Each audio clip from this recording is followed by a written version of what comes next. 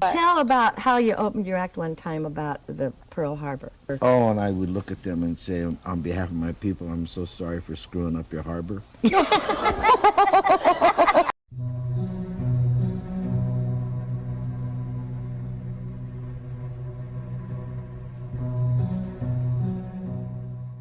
In 1964, a 17-year-old named Robert Mark Kamen was beaten up by a gang of bullies. In desperation, he turned to studying martial arts but found a teacher who taught the fighting style as if it were a tool for violence and revenge.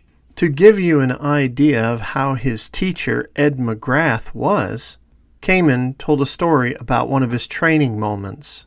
McGrath took me to a bar one night with my friend Dennis and him. Dennis was my training mate, and he insulted some construction worker by hitting on his girlfriend. And then he just turned to me and said, "Mr. Kamen, dispatch this man." The next thing I knew, we were in a bar fight, and we were punching and kicking. Finally, we leave the bar, and he took me to the trunk of his car, had me kneel down in the parking lot, and gave me my black belt. He would leave this teacher frustrated to find a new Japanese sensei who spoke no English and taught Okinawan Goju Ryu karate. He overcame the situation and continued studying martial arts for some time. During his adult years, Kamen became a screenwriter and was asked by Columbia Pictures to create a new movie for John G. Avildsen, who the studio just signed. They wanted a film in the tone of Rocky and let Kamen loose to come up with something. Kamen discovered that a producer named Jerry Weintraub optioned a news article about an 8-year-old boy in a single-parent household in Hawaii who was bullied and turned towards karate to defend himself. The boy eventually earned a black belt in Tumpai. When Kamen came on board, it was called the Karate Kid Project. However, Kamen just dropped that last word and it became the Karate Kid. Kamen connected with this story because of his experiences and therefore took it upon himself to combine his life story with a news article to create the screenplay for the Karate Kid. While writing the screenplay, the original name of the character was Danny Weber. But then Kamen watched a film called The Outsiders, and the character of Johnny got his attention. So, he changed the character's name to Danny LaRusso. A casting call went out during April 1983. At that time, The Outsiders was still running in theaters. Ralph Macchio returned to his home in New York and was sitting in his room on a beanbag chair while Martha Quinn was announcing a new MTV video in the background when his phone rang. He was told about an upcoming movie called Karate Kid, but he wasn't enthusiastic about the title. What? Seriously? Was this a cartoon? An after-school special? All I kept thinking was, what a silly, lame-ass title. Nevertheless, Macchio made his way to the Upper East Side of Manhattan to Avildsen's apartment, where he would record an audition one-on-one with the director. Stinks. Smell bad, heal good. Hey, where's that other guy? You? No. At the end of the process, Avildsen lowered his glasses and said, "Wow, you're a good actor. I can't guarantee anything for certain, but if I were you, I'd start taking some karate lessons." Ralph did just that. He took it upon himself to train in jiu-jitsu at a martial arts class. After a short time, Ralph got the call from Avildsen to return for another read in which screenwriter Robert Kamen would attend. One of the reasons the writer and director liked Macchio was because they were looking for a wimp, but they were looking for a wimp with attitude, and that gave Ralph an edge against his competition. Now, Ralph was up against a very large casting call, and there were a ton of big names who were up for the part. Sean Penn, C. Thomas Howell, Tom Cruise, Eric Stoltz, D.B. Sweeney, Emilio Estevez, Robert Downey Jr., Charlie Sheen, John Cryer, Nicolas Cage, and Anthony Edwards. After meeting with Kamen and the director, he was offered a screen test deal with the potential of 2 sequels, which meant that he didn't have the part officially unless the studio picked up the option after screen tests. He then flew to Los Angeles and would live at the Sheraton Hotel. While there, when he was not reading with co-stars, Macchio was tasked with training in martial arts,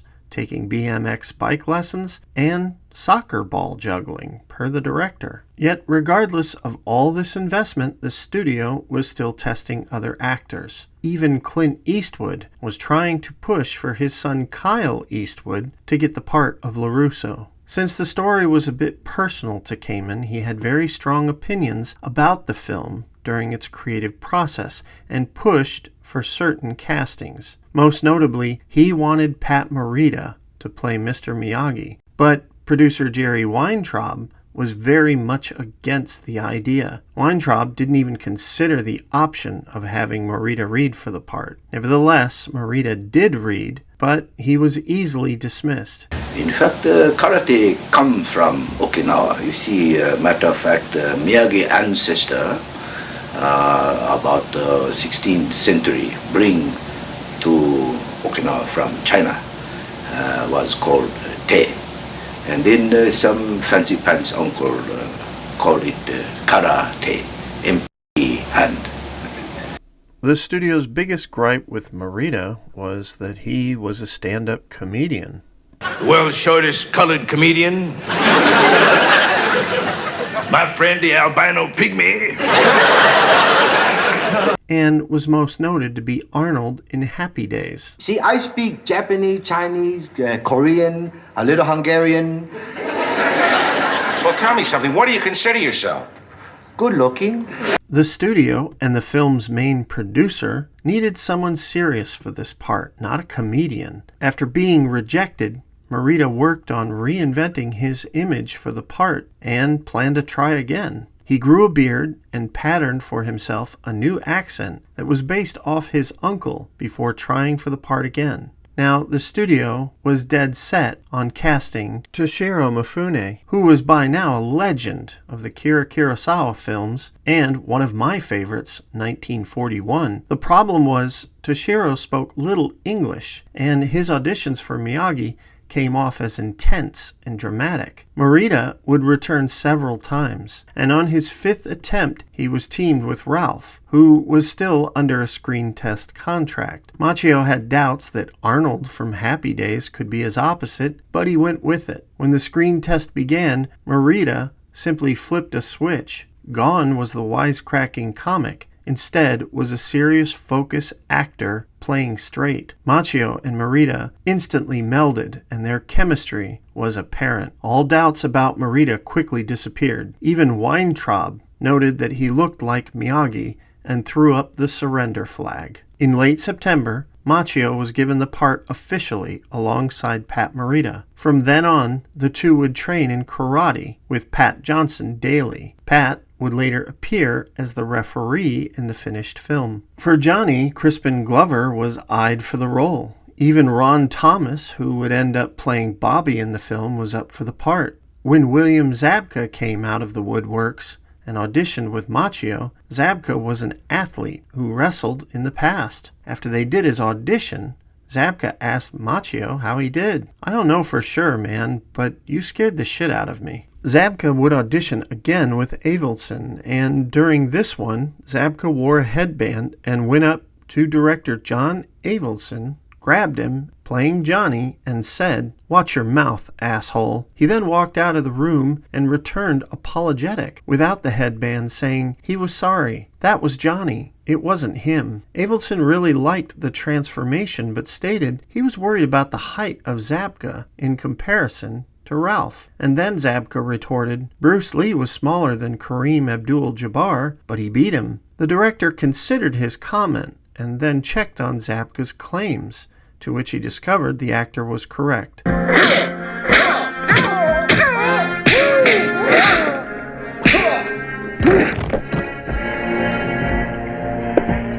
He then decided to go ahead with Zabka. For Allie, Helen Hunt, Leah Thompson, and Demi Moore were strong considerations. But then, a Burger King character in commercials caught the attention of those in casting. To celebrate our victory over the Big Mac and Wendy's single for best taste, Burger King presents our first television coupon.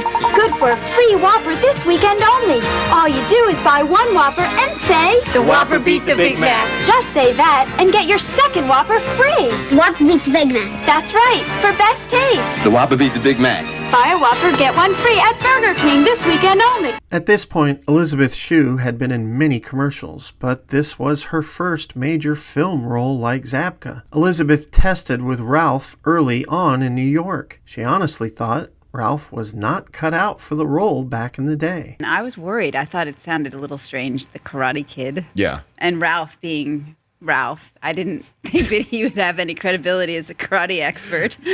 Martin Kove, who had played John Kreese, was the last major role to be cast. During his audition, he was pretty upset because he was called in and given no time to study the part. We as actors wait years to meet directors of your caliber. We fire our agents, we fire our managers, and here I'm given 5 days to prepare, and now you want to see me in minutes. I said, you're a real asshole. He used that for his performance, and that anger helped him get the part. You don't come into my dojo and drop a challenge and leave, old man. Now you get your boy on the floor.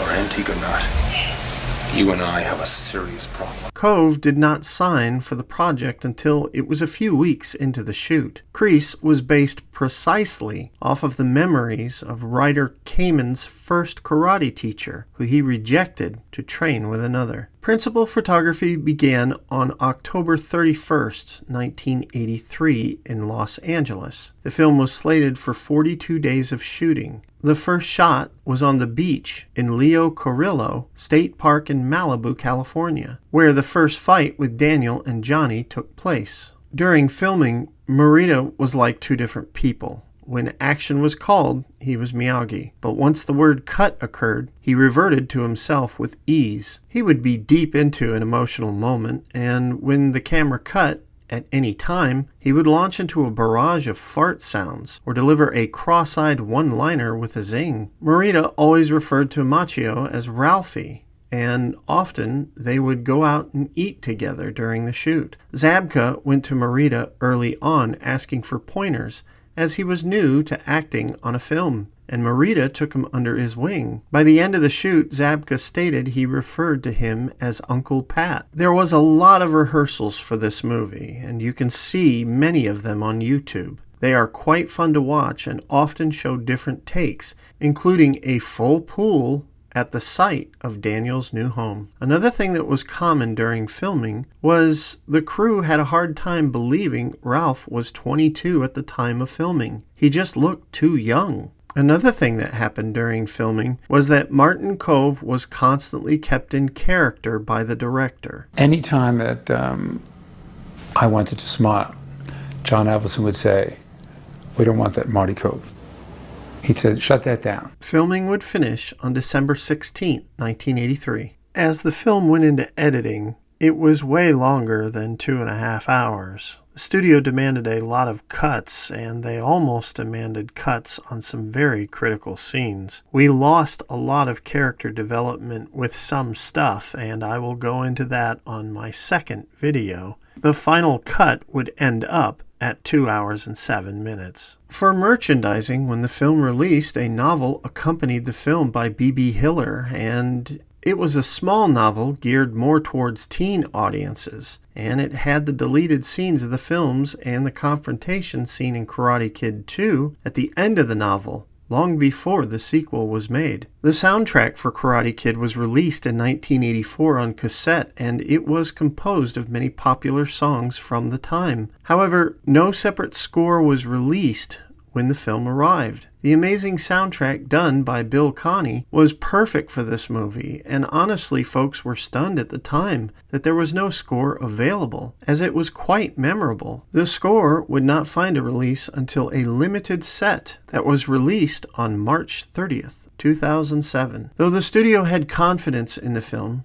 it didn't think it was going to be as big as it was. But producer Jerry Weintraub definitely believed in the movie, because on May 19, 1984, a special 7 p.m. sneak preview of the film occurred across 1,100 theaters, and he was jubilant. At one of these screenings, at the Baronet and Coronet Theater in Manhattan, Ralph Macchio attended. With him was his girlfriend Phyllis, who would later become his wife. Director Avildsen was there, as well as screenwriter Robert Kamen and producer Jerry Weintraub. The audience reaction was great, and after the preview, Weintraub triumphantly declared, "We're going to be making a couple of these." The critics at the time claimed the film was predictable, but the real charm was the chemistry of the actors involved as well as the direction, and this usually won them over. Siskel and Ebert even went further, calling the film one of the year's best. It gets a big thumbs up for me, and especially because of Pat Morita as that Japanese-American janitor who's going to teach him all the moves.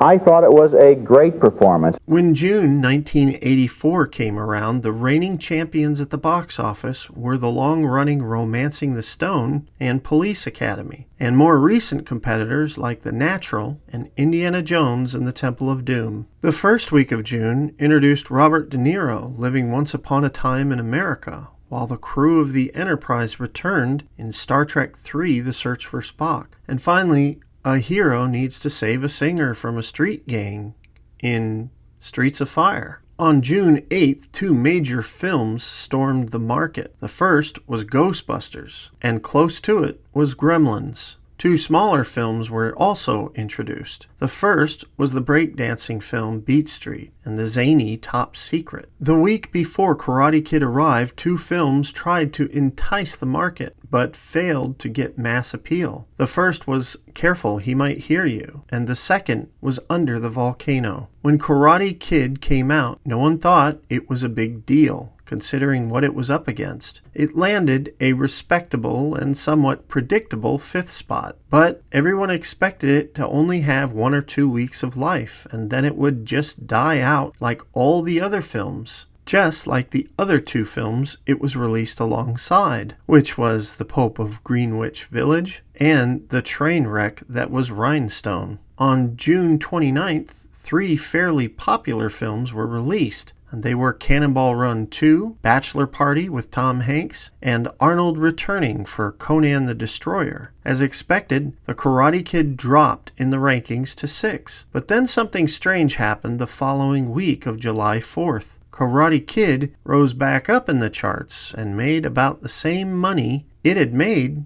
during its first week. This continued on July 13th when The Last Starfighter and The Muppets Take Manhattan came to theaters. Karate Kid wasn't dropping, and its money loss from week to week was negligible. With strong word of mouth and teen popularity, the film would continue this for over 2 months, not dropping past the 7th spot once. That was the true success of this movie. No matter what came out during any week, the movie held its ground and was in for the long haul. The Karate Kid was a steady burn, and it would remain so until the first week of October. And one of the reasons this happened on this week was because Teachers came out, and teens who loved Ralph Macchio went to see that movie instead of The Karate Kid. Ironically, The Karate Kid would then rebound to the 7th spot the following week for one more time before it dropped to the 12th spot after that, and then it shortly disappeared from theaters. The Karate Kid would eventually make $91 million